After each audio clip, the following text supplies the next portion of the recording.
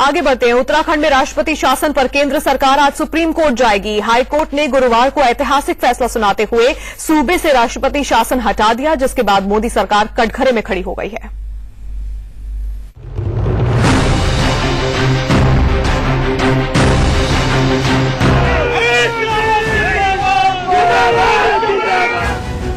उत्तराखंड में 27 मार्च को बर्खास्त किए गए मुख्यमंत्री हरीश रावत और उनके समर्थकों के चेहरे पर खुशी लौट आई। उत्तराखंड हाईकोर्ट ने हरीश रावत सरकार की बर्खास्तगी और राष्ट्रपति शासन लगाने का फैसला रद्द कर दिया। अब उत्तराखंड में 27 मार्च वाली स्थिति बहाल है। हरीश रावत मुख्यमंत्री हैं, जिन्हें 29 अप्रैल को विधानसभा में बहुमत साबित करना है। जो गवर्नमेंट को बर्खास्त किया गया था, प्रेसिडेंट रूल लगा था, उस गवर्नमेंट को रेस्टोर कर दिया है।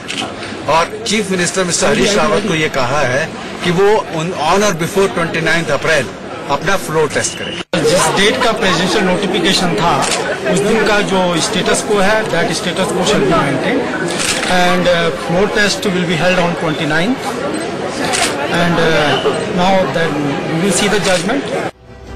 उत्तराखंड हाईकोर्ट के फैसले के बाद अब ये सवाल बेहद गंभीर हो गया है कि क्या हरीश रावत सरकार को बर्खास्त करने और राष्ट्रपति शासन लगाने का फैसला असंवैधानिक था।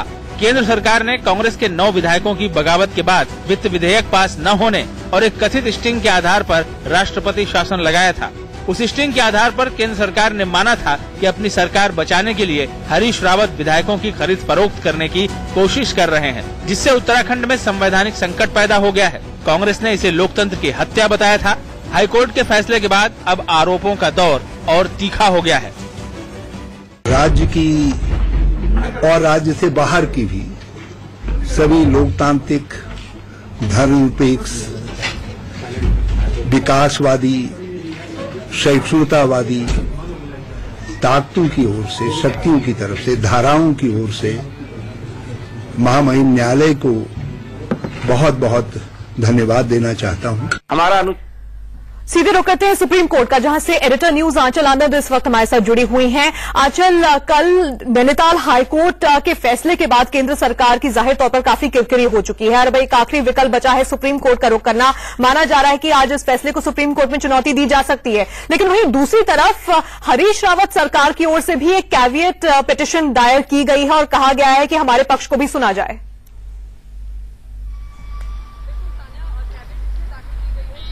उनका कहना है कि मोबाइल से में बिना उन्हें सुने कोई भी ऑर्डर पास किया जाए, क्योंकि ये केंद्र सरकार के लिए न सिर्फ एक लीगल टेस्ट है बल्कि एक राजनीतिक टेस्ट भी है। पहले सिंगल जज बेंच के सामने केंद्र सरकार हारी, फिर डीबी का कल फैसला आया, डिवीजन बेंच का फैसला आया, वहां पर भी केंद्र को कहीं ना कहीं किरकिरी हुई, एक बहुत एम्बैरेसिंग सिचुएशन हुई। अब आखिरी विकल्प है जो देश की सबसे बड़ी अदालत है, उसमें 2 मुख्य मुद्दे केंद्र सरकार यहां पर उठाने वाली है। एक, सबसे पहले तो ये कि 18 मार्च तक ही सरकार गिर गई थी जैसे ही वो मनी बिल पास नहीं हो पाया, और दूसरा, जिस तरह से विधायकों की खरीद फरोख्त की कोशिश की जा रही थी उस कथित स्टिंग में कहीं ना कहीं ये कॉन्स्टिट्यूशनल मशीनरी का ब्रेकडाउन था। ये अब धारा 356 के लिए, आर्टिकल 356 के इम्पोजिशन के लिए एक फिट केस है।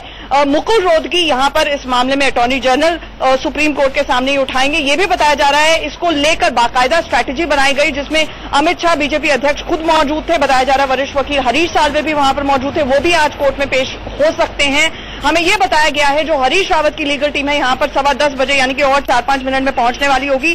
कानूनी दृष्टि से तान्या बस एक लाइन में समअप करूंगी कि कैविएट दाखिल होने का मतलब यह है कि हरीश रावत को भी कॉपी भी सर्व की जानी चाहिए इससे पहले कि रजिस्ट्री में फाइल करे केंद्र सरकार। लेकिन सबसे बड़ा केंद्र सरकार का जो 1 पॉइंट एजेंडा है, हर हाल में इस मामले की न सिर्फ सुनवाई हो बल्कि स्टे हो। हाईकोर्ट के फैसले के ऊपर स्टे लगना केंद्र सरकार के लिए सबसे बड़ी चुनौती है और वहीं वो चाहती है सबसे बड़ी राहत हो। इसीलिए सुप्रीम कोर्ट का आज रुख भी किया जाएगा। आंचल, इस अपडेट के लिए बहुत बहुत शुक्रिया आपका। आपसे आगे भी हम अपडेट लेते रहेंगे।